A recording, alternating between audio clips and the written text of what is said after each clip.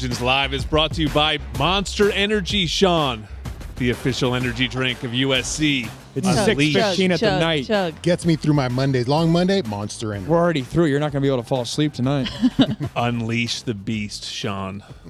Fight on, Trojans, and fly on with ONT. Ontario International Airport is a proud sponsor of our USC Trojans. Visit SoCalSoEasy.com to book your journey through ONT today. Jordan Moore, Sean, Cody, Max Brown, Keely Orr. What's going on? Hello. The news of the day, which I read on your X account. Is that how you do it? Yeah, that's that's how we do it when we're promoting X these days. Sure. We're playing at 9 a.m. Pacific next week, 10 a.m. local time in Boulder. We've done it before. We did it a couple years ago in COVID when we played Arizona State. But everyone's reactions to the big noon kickoff slot. I feel like you could feel it coming a little bit. The interesting thing, though, is that per Pac-12 rules, if the kickoff is suggested before 11 a.m. local time, the opponent has to approve it. So this is something that Lincoln Riley did. It went across his desk, and he said, "Yeah, put us on big noon kickoff. Let's go." And I think if what time does the Red River game kick off local? I think.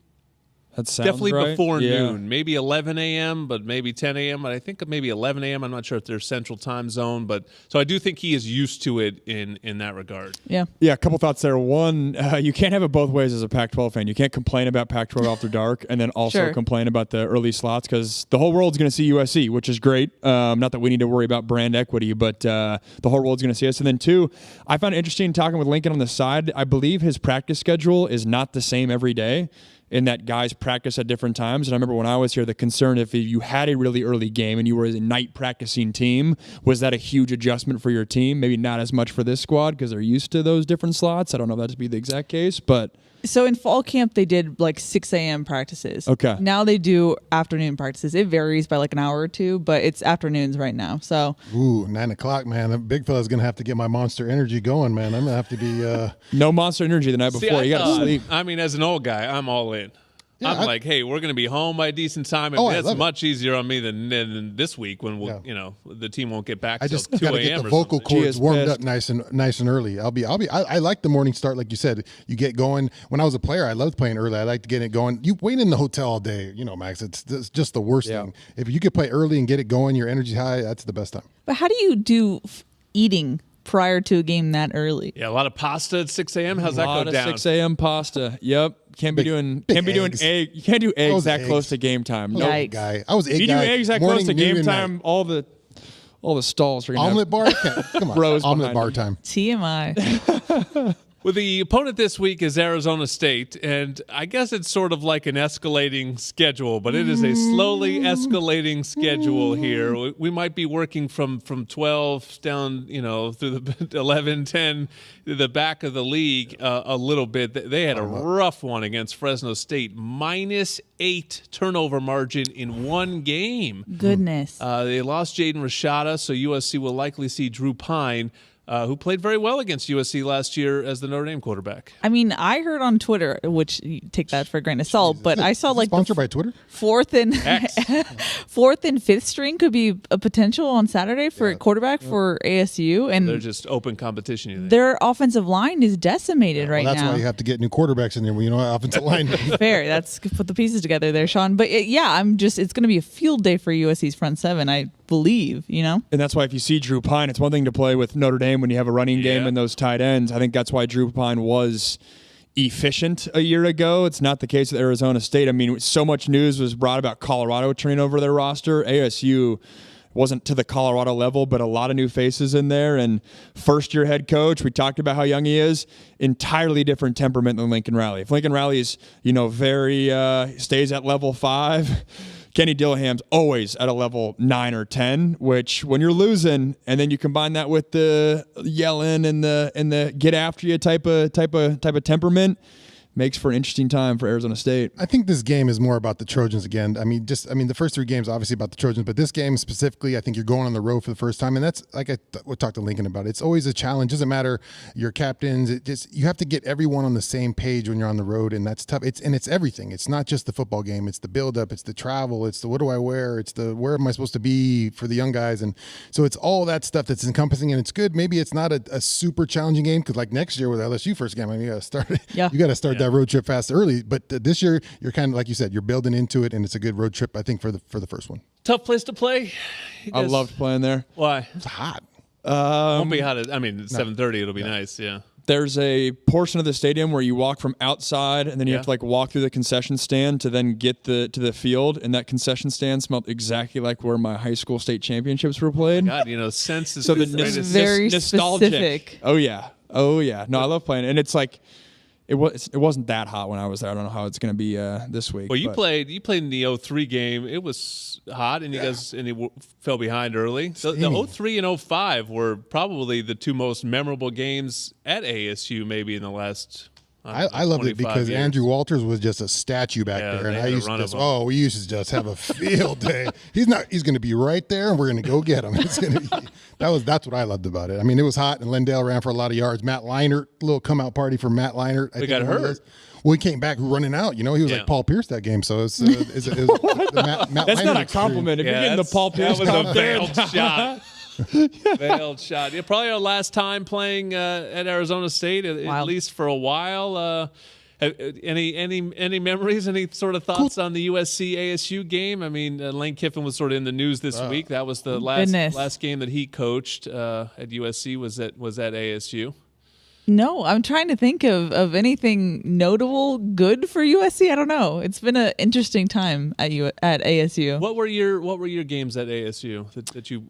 It was Berkovici getting it done and Taylor Kelly. So we lost, hence why Kiff got fired. And I forget the second time. Remember, Adoree Jackson had a huge night on offense, and I remember that's when USC still had the chrome helmets, and so we came in there at night. And I remember that always when you watched film. Did we? Okay, yeah. I don't know. That was a big Rojo went off. That was a big game. Rojo, that's right. It was like over by the half. It just kind of snowballed. That's right, because I was playing. That's how you know we won. I was playing there. Exactly. I got in the second half. There you go. Played against my high school teammate. Yeah, it was good times. That's right. I always feel like it's a program that could have been better. I mean, they've never quite the sleeping giant. A little bit, yeah. I mean, I always sometimes I would compare like USC basketball to ASU football in the sense of like, hey, you can kind of take, at ASU you can kind of take anybody, and you should have lots of talent, and it's kind of a place that you should win. They never really have won consistently. They had the one Jake Plummer year, but even then, nothing really consistent in their time in the league. Yeah, just nothing really memorable about ASU football. I'm trying to think. I'm not trying to start a war with ASU football here, but just not like you said, just always a program that seems like on the cusp of maybe doing something and just kind of pitters out a little bit. But the Trojans have a chance here. Like I said, I think it's just that first road game, getting it under your belt, making sure everyone's comfortable and executing in that same environment. And they're just still building into the season. USC's opponents, though, are 2-8 so far. So, my big takeaway going into Stanford was we don't really know anything. Yeah.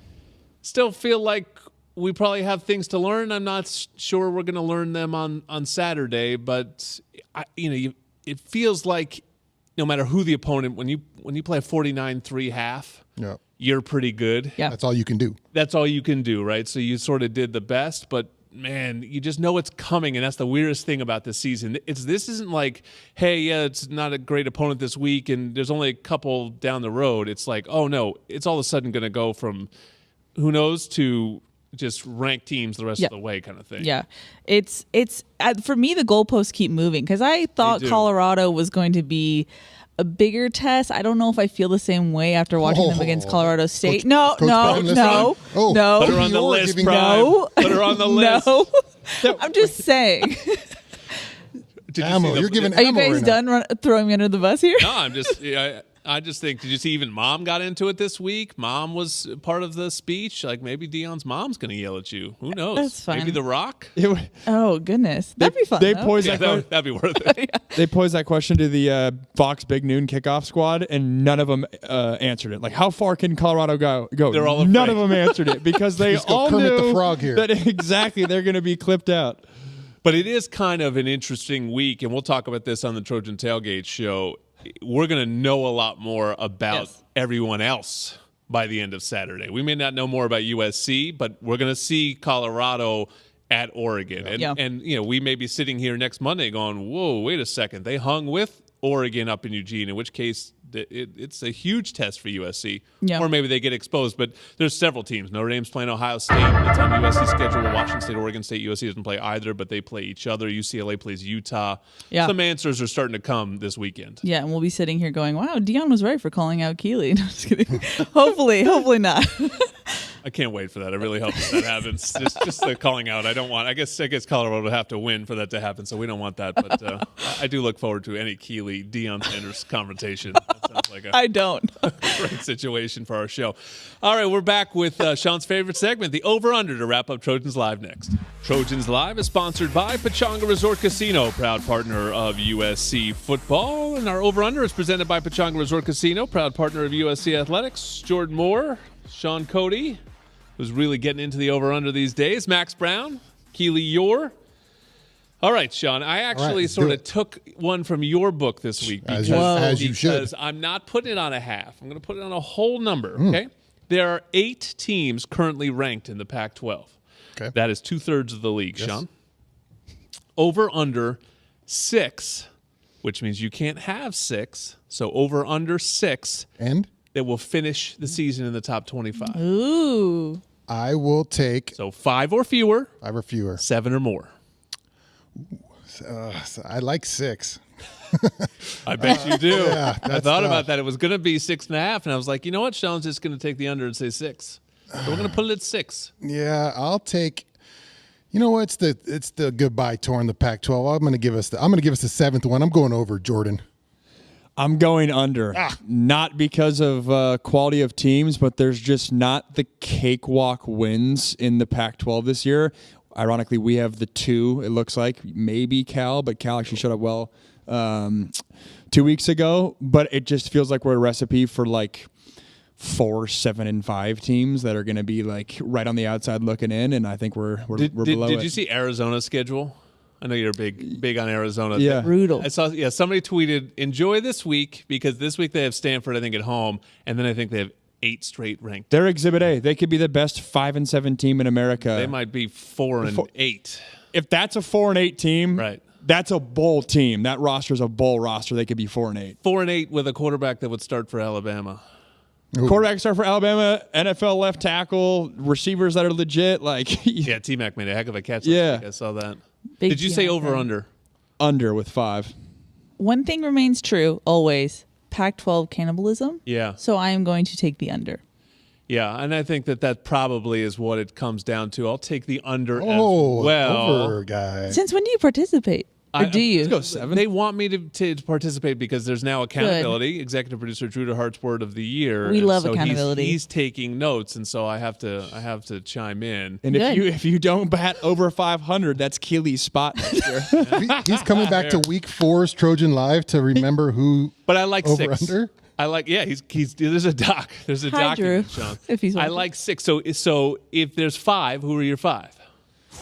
USC, Washington, Oregon, 1, 2, 3. Yeah. Then I'll go Utah finds a way to hang in there, and Oregon State. So you think Oregon State beats Washington State this weekend? I do. It's on the Palouse, yeah? I do. I'm going to go with everything he said except for switch Oregon State and Washington State. I think it's so hard to win at Wazoo. Yeah. I feel like, I don't know. Just going to put that there. Wazoo's killed some teams too. They killed that Colorado State team that Colorado struggled with. So that's just on the record, Sean. No one believes in Colorado. Dang it. Go Prime. So if you have 7, you're adding on who? You're just everybody. Who's the one you're taking off? UCLA? Yeah, no Bruins on my schedule. I like that call by Jordan. Thanks, Jordan. All right, Trojans Live is a production of USC Sports Properties and Playfly Sports. Executive producers, the aforementioned Drew DeHart. Producers, Rick Cutler. Engineer back in the studio, was it Herman? Thank you, Herman. Thank you to everyone involved. Thank you for watching and following along here on YouTube and listening on 790 KBC. We'll see you next Monday. We'll see you on Saturday. Big game. Beat the Sun Devils. Fight on.